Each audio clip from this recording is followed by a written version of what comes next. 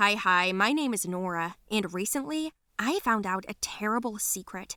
I think for any teenager, such information would be hard, but sooner or later, we all wonder who we are and what we are.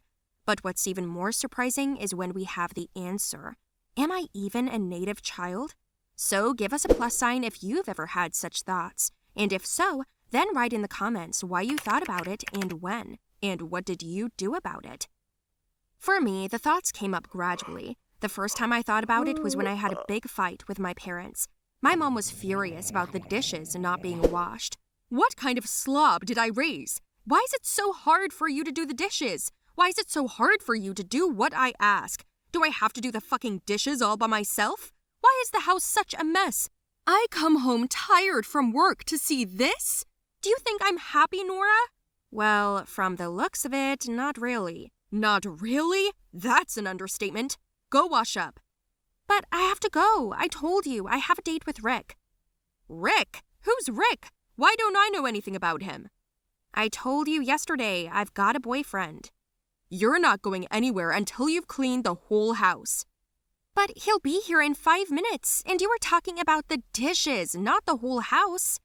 What kind of child have I raised? Ungrateful daughter. Uneducated. And that's when Daddy added fuel to the fire. I told you, you should have had a boy. Then you wouldn't have had anyone to do the dishes. Ha ha ha. Dad made an unfortunate joke, and I hated the subject. Why? Because ever since I was a kid, I'd heard my dad dream about having had a son.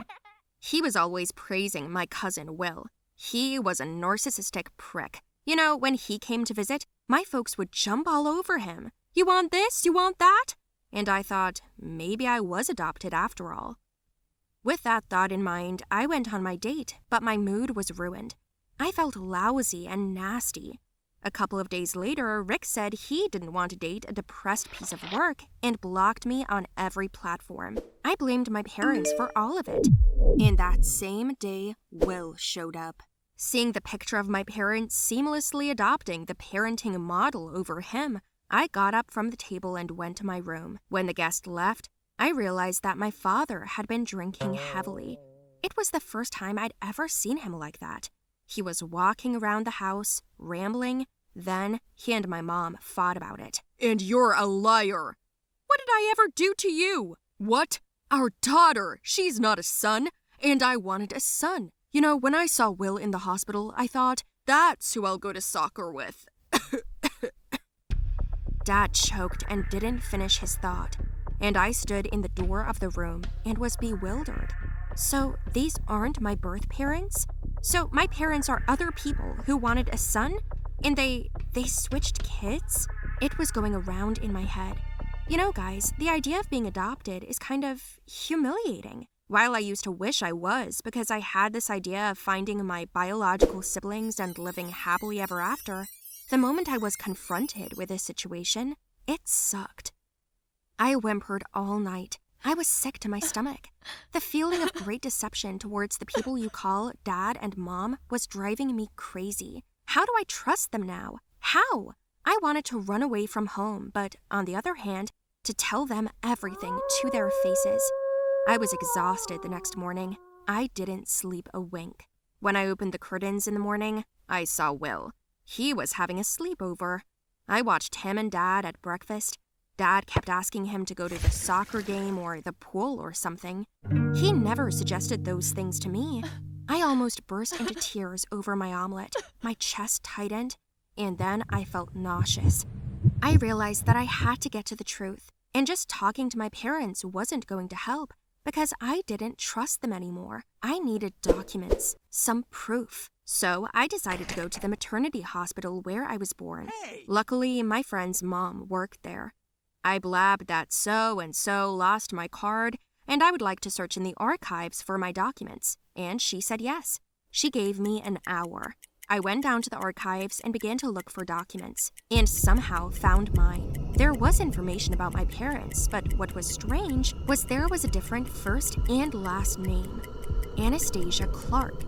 This is the name of my aunt, which is Will's mother. I walked out of the archives with these papers and just ran home. When I arrived, I threw those papers on the desk in front of my mother, who freaked out. Where's Dad? With Will at soccer. What happened? You're asking me what happened? Yeah, you seem a little jumpy. Yes, Mom, I'm nervous and angry. Why? I wonder if it's because Daddy always wanted a boy, and then I was born. Maybe because he invited Will to soccer even though he never invites me. Or maybe because I'm not your real child? What nonsense. Of course you're ours. I don't think so. You've been lying to me all my life. How could you do this? How could you lie to me? What are you talking about? Then my dad and Will came into the house. They were happy, carrying hot dogs in their hands and talking. Oh, here comes Daddy with Will. Hey, Nora, what's up? You look a little worked up. Is something wrong? Hi, Nora. Fuck you! Ugh! I got so mad that I just threw it at him. Out of surprise, my cousin fell to the floor, and I grabbed the hot dog and shoved it in his mouth. He almost choked. My dad barely managed to pull me away, and then my mom ran up and took the food out of Will's mouth. And then they yelled at me. What's wrong with you? What's going on? What do you think you're doing? You almost killed him. He's your cousin. He's not my cousin. And you're not my parents, okay? What? Jane, did you say something to her?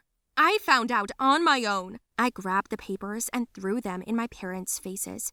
Will sat there and didn't know what was going on. And then he was all, I don't understand. Is it something to do with me? And I was all, yes, your folks are my folks, and my folks are your folks, and they switched us for some reason. Right, Daddy? Daddy was down. He was quiet, and so was Mom. And then she sighed and told me that a long time ago, she and Will's mother had gotten pregnant at the same time. One day, my dad and my uncle got to talking, and my dad said he would like to have a daughter, and he said he would like to have a son. They joked, like if it worked out the other way around, they'd switch. And they did. When you were born, I wasn't ready because the ultrasound said I was having a son and Peter was having a daughter. We even bought things already, came up with names. Nora for a girl, Will for a boy. Our wives were in the same room at the hospital, and the doctors were confused. And when the paperwork was done, Will's father actually suggested that we switch. Like, what's the big deal? Honestly, I wanted to, but then I looked at you and realized that, no, my daughter is my daughter. There was a mix-up in the paperwork because of a doctor's typo, but then we worked it out. Nora, not a day went by that we regretted having you as our child. You're my daughter and my pride. Then why haven't you ever invited me to a soccer game, Dad? I thought you weren't interested. Would you go? I would. I'm sorry. I should have asked you. I'm a bad father, but you're the best daughter in the world. I cried. My parents hugged me. Will alone was still sitting on the floor and didn't understand what was going on. To be sure, my parents had a DNA test done for me, which confirmed our kinship with certainty, which I was glad about. We had a big family night with Will's family afterward. They remembered that story and said it had all been an ill-considered joke, but nothing more. It hasn't been brought up again since. But you know, the good thing about all this is that my dad now pays more attention to me. He started sharing his interests with me, and he shares mine. We would go to a game one weekend and go shopping the next. Even though my dad hated it, he did it for me. So here's the thing. Sometimes we exaggerate a lot, and we get a little wound up. All the complications could have been avoided, and we could have just asked and talked. Well, as for my cousin, Will never eats a hot dog around me anymore. I guess I overfed him then. Hi, my name is Rachel, but you can call me Ray. I would like to share a story with you, but I don't tell it to many people because I'm ashamed and embarrassed. But now I've reached a turning point in my life when I've begun to understand that sometimes some things in life do not depend on us at all, and all we have to do is accept them or reject them. I hope for your support. Write your opinion in the comments. It is priceless for me. Let's start with the fact that I grew up without a father. I've always, as I can remember, had a mom. I didn't know any other relatives, and it was perfectly normal for me to live like this. My mother and I had each other, and we didn't need anyone else. As time went on, I grew up, and along with it, I had questions about who my father was. But at each such moment, my mother reacted the same way. With aggression, she always called him a goat and said only that he had cheated on us, But how he cheated, why, and when, she did not tell. I knew it was bothering her, so I only asked about Dad 2 or 3 times. The last time, I got a slap in the face. By the way, this was also the norm at home. My mother often punished me, and for various things. For example, a poorly washed floor, not neatly folded dry clothes, and once I washed her white blouse and my sweatpants. I swear, I didn't even see that her blouse was in the washing machine, so I got hit so hard. I didn't go outside for 3 days after that because the bruises on my hands didn't go away. My mother beat my hands with a belt. Yes, she was always strict, terribly demanding. Each morning started with screams and ended with them too. And sometimes she screamed so much that she lost her voice, and then it was my fault again. I really wanted to be an obedient girl. I studied hard, always cleaned the house, cooked as best as I could, never went out with friends, as long as my mother was in a good mood. But every day I was waiting for the same thing. Screams, quarrels, screams, punishments. When my mother was particularly angry, she said that I was a burden that pulled her down, that if I wasn't there, she would be happy. How did that make me feel? Of course, it was terrible. I ran into my room after such words and cried all night. But then I calmed down and told myself that my mother was just tired. I still loved her, if only because she was the only one I had. Yes, we did not live very well. Sometimes it was barely enough to close all the accounts and buy food. That's also why we didn't allow ourselves much. But one day, there was a happy accident. Some unknown uncle came to our house. He called himself a lawyer and informed us that he worked for my mother's father and that he died, but left an inheritance in the form of a house for me, his granddaughter. It was a small house in another city. The lawyer brought a letter with warm words of regret that they did not communicate all these years, that he asks for forgiveness and gives us the property. I was standing in the other room at that moment and heard everything. How happy I was! Do I have a home of my own? I was so happy. I wanted to go to college, or at least move to another city and live, now that I have my own house. I was ready to squeal with joy.